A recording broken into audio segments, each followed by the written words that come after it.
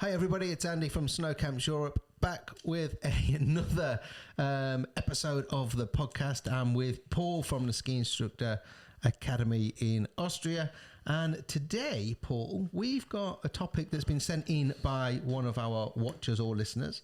It's Lara Croft. Now, I don't think it's the Lara Croft. I was going to say. I don't think it's the Tomb Raider Lara Croft, but Lara Croft. And she asked basically what our thoughts were on learning to ski either on a dry ski slope or in an indoor slope before coming on holiday as a beginner, which is quite an interesting one. Yeah, and obviously we have to take on board the advancement in technology of indoor-outdoor slopes that I think both you and I learned also on an outdoor ski slope, but we're talking about in 1980, whatever. And it was a mat, obviously the old twist your thumb, break your legs and mat type thing. And of course it was on the long skis, etc. Was it beneficial? Probably, because I was self-taught skier until a long time, because it was typical. I was a climber, and climbers would go, I don't need any tuition. You know, you go with your friend and you just learn yourself a bit. But in general, I would say nowadays, with all this experience behind me, it was beneficial, but it also had some problems to it, I think. And I think one of the biggest problems for most people considering, let's say they're a beginner and they're coming on a ski holiday, is that if you turn up and you have done, let's say, you know, most people might get 2 or 3 sessions in, let's say at an indoor slope or something, you don't know where to, as a ski school, you don't know where to put that person, do you? Because they're not quite a beginner, but they're definitely not somebody you can let go on with the next group up. Yeah. I think, let's say average group size of beginners is 8. If 8 people turn up and they're all total beginners, they're all in the same place. Now, granted, some people will learn slightly quicker than others, depending on their sports background, their fitness levels and their age and things like that.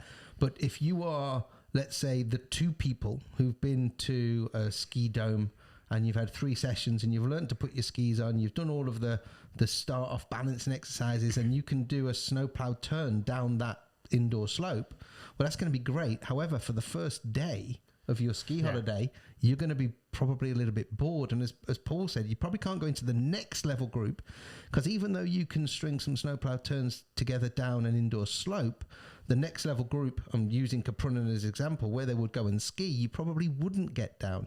No. So you would still need some training to get you to that level of that group. So you end up being the worst in that other group, and actually not just the worst, but probably feeling really insecure and not losing confidence, because snow is different once you hit snow.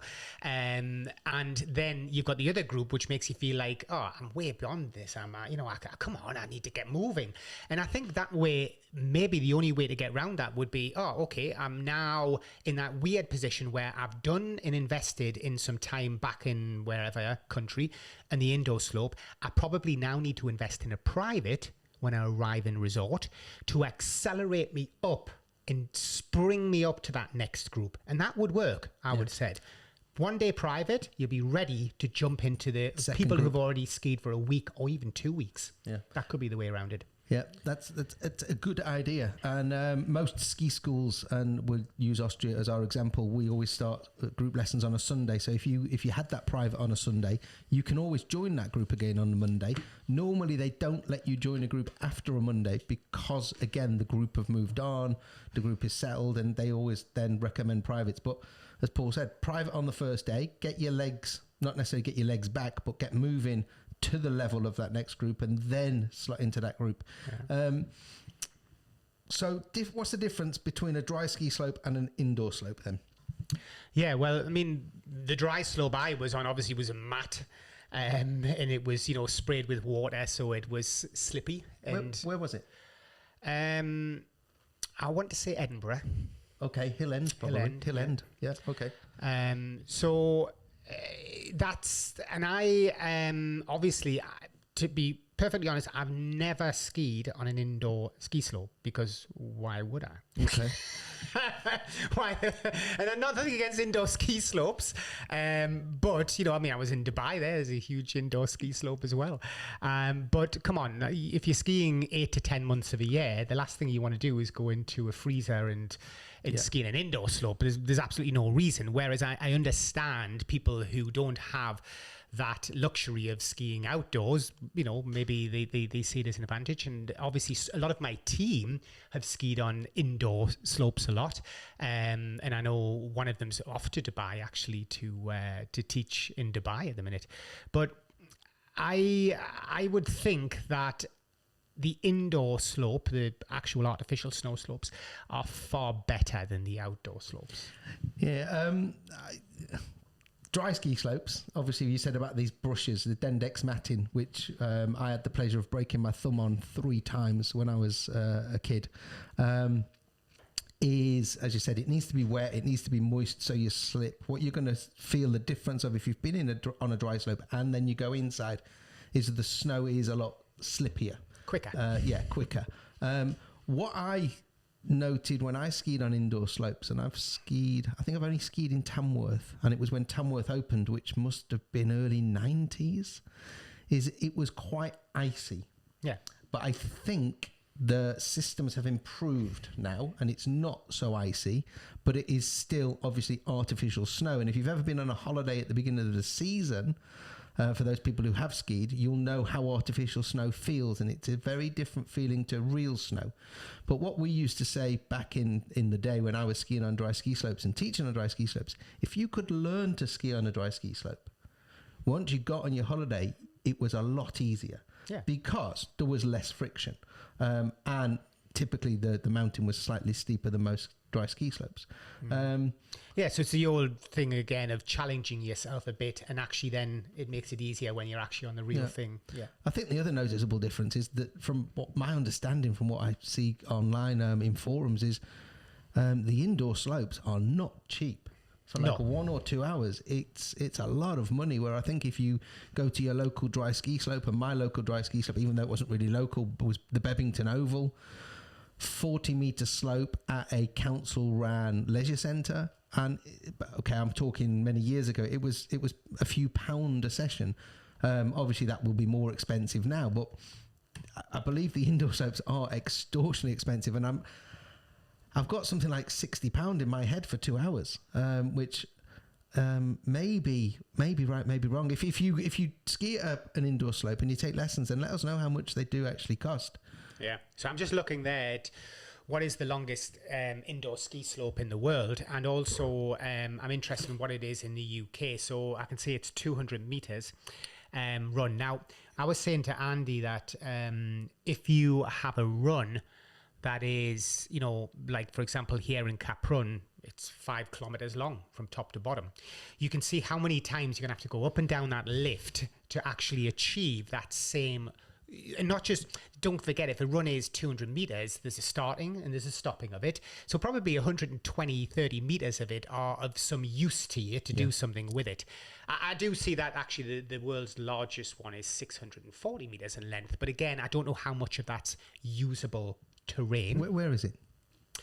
Is it in Germany? Yeah, it's a German one. Indoor ski sorts, Germany and Netherlands. I don't know which one's the tallest one, the longest one. But again, it's if you are already a skier, I find that a lot of people who already ski a bit, they quickly realise the benefits of an indoor slope are outweighed quickly when you're just going on a week's holiday. Like very quickly you're gonna cover a lot more kilometers. And as Andy says, if it is expensive, then is it better to invest your money somewhere else? And not to put down indoor slopes, because I think it's a great thing that there's an opportunity for people to do this. But obviously, if I was spending my money in my position, I wouldn't.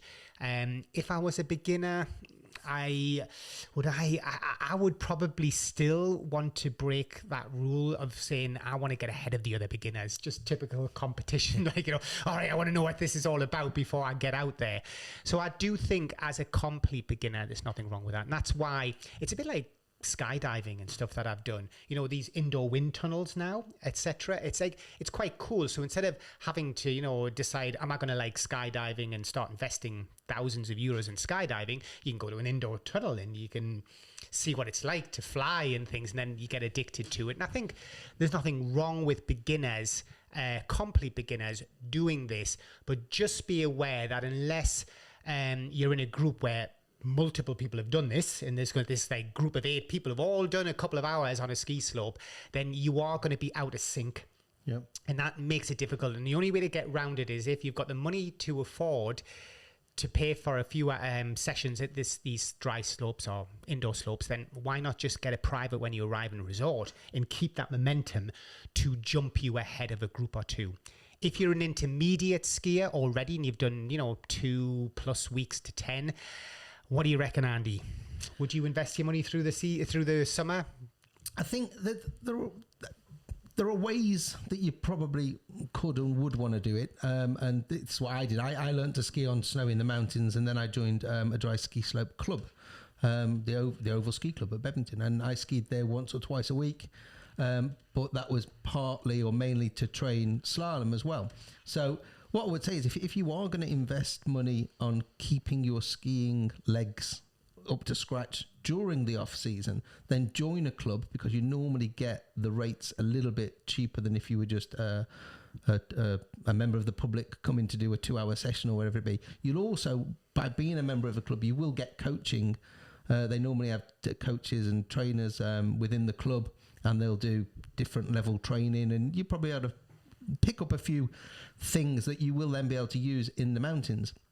So then I'm looking at this one, which we were asked to invest into as well, actually, last year, which are these infinite slopes. Yeah, these like a running machine, but for skiers. It's funny because these are making re-emergence, and a lot of people think it's the first time these have come around, but I actually worked on one of these in 1990 or 1989. It was Black's Mountain Sports.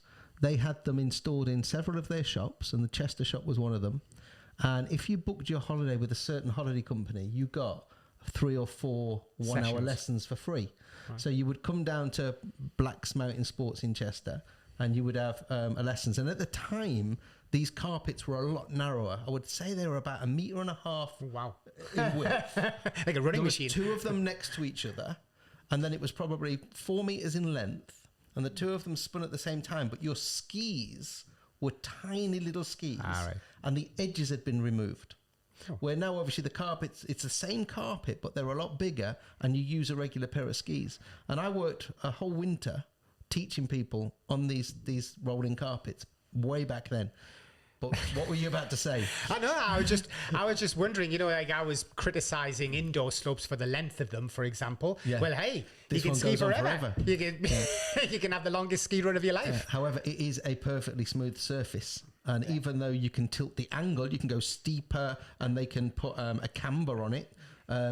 It's a very, very smooth surface, which is very different to any ski run. The risk I think the risk to injury before your ski holiday has to be considered. So as Andy said, I mean, I know I stumped my thumb several times on the mats, and you have to think about that. So I would say if you're doing indoor or outdoor simulation style skiing, you might want to put a pause on that and a break on that a few weeks before you travel, just in case you do hurt yourself. Yeah. There is that side. There's the cost side, and I think then after that it's the commitment side. After that, a lot of people just don't have the time before the ski holiday. Really, it just everything accelerates. The promise. Look, we get students booked onto courses, especially the most guilty of this are what we call our dual candidates. So they're good snowboarders, but they've never skied before. But they understand, because of the market in the ski industry as ski instructors and board instructors, there's most of the work is for ski instructors and not snowboard instructors. So we always highly recommend a snowboarder to get the most, basic level of ski instruction as well. That way they can maximize the season and make sure they're earning money through the quiet times, because there's just not the lessons for snowboarders all the time. So we will recommend that. And of course, most of them will go, yeah, that's a good idea, and they'll commit to the dual course where they're qualifying in both board and ski. And they'll promise before they arrive in resort that they'll learn to ski. They'll learn to ski, that they'll go to some dry slope lessons or indoor slope, whatever, and that they will arrive with a little bit of knowledge that we can then, again, boost them through our special courses. And what they do, they just don't do it. Yeah. They end up getting distracted. It's not always easy. They find reasons not to go. And I would imagine it's like, it's like buying a motorbike. It's just really cool to have a motorbike, and you want to go flying around on it. You see all the adverts, you go, I'm going to buy that motorbike. But then when you get one, you realize, just to go to the shops, you got to put your leathers on, you got to get ready, you got your helmet out, then you got to then you could take all the locks off the bike, and then by the time you've done that, you think, I could walk to the fucking shops. And it's the same with this. You want to go to the indoor ski, it looks great, but then you realize, actually, I've got to get there, I've got to get all my kit on, I've got to put the boots on, I've got to get the ski out.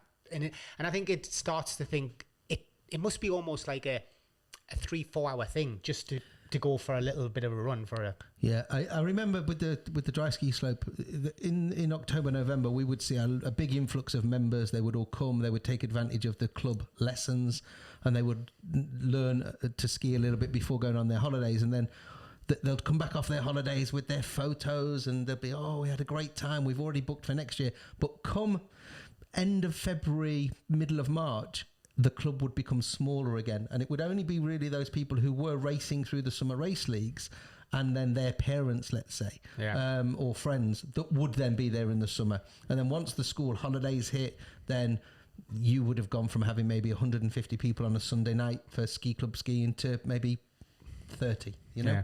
You find that in resorts, though, do you not think that there's a point where people just switch to summer mode? Yeah, especially when you live here and you see it, and all of a sudden the slopes are empty and everyone's on their bike, or they're on their stand-up paddleboard, and you do. It's almost like a switch gets flicked. Yeah, it's as quick as that as well. It is as quick as that, and I think these indoor slopes will be like that. Look, my conclusion to this one, Andy, would be, if you're the type of person who's really committed, you really, and you want to maximize your first ski holiday, I would say there is absolutely no harm in going along. But do be aware, if it is your first time, it's 3 trillion times better in the real world than it is there. So don't be put off, because that's the other worry. Somebody goes and goes, this kills, my boots kill, this hurts, it's freezing, it's icy, it's generally not like that on a ski holiday. So be aware of that, please. Don't let it put you off, which would be a worry I might have. If, let's say, you might have a husband-wife team, the wife might be a seasoned skier and the husband's never skied before, and he goes along and thinks, this is terrible, I'm not going to enjoy this. Yeah. It's hard to simulate the ambience. Yeah, you're obviously, you're not in the mountains. You've not got the smells that go on the mountain. You've not got the noise. You've not got... there's so much that you haven't got when you're inside a fridge. Or a freezer. Yeah. So don't let that put you off. But certainly if that's the type of person you are, committed, and, then, hey, get on board. And, same if you are somebody who skied for a week and you've had your first holiday, it may be beneficial for you not to lose that muscle memory through to your next ski holiday, to just top up every weekend in a month, one weekend in a month or something like that, so that when you arrive back the following season, you're not spending 3 days just finding your feet, which is what tends to happen with people with very limited experience. They spend half the holiday getting back to where they were when they left last time. Yeah, I think this is something we mentioned in one of the other earlier podcasts, is a lot of people, they expect to be able to ski on the first day as they did on the last day of their previous holiday, but it just doesn't happen, and people get very frustrated by lunchtime on the first day, especially if it's snowed. And they're like, what's happened to my skiing? Well, it does take a little bit of time for you to get back into the swing of things. So as Paul said, if you keep your finger in by going one weekend in every month over at home, then yeah, it is going to benefit you when you get back on the skis for sure. And as Andy said, no matter which one of the simulators you use, they're consistent. And as Andy's just said, if you arrive in a resort and it's dumped 30 centimeters of snow, prepare for a frustrating day. You know, it's not going to be the same. So you can't simulate that part of it. But if you are somebody committed and somebody who's willing to put the time in, I do not see any reason why. Why not? Yeah, give it a go. Why not? In for a penny, in for a pound. That's it from us from this time. We'll see you on the next one. Next one. Bye for now.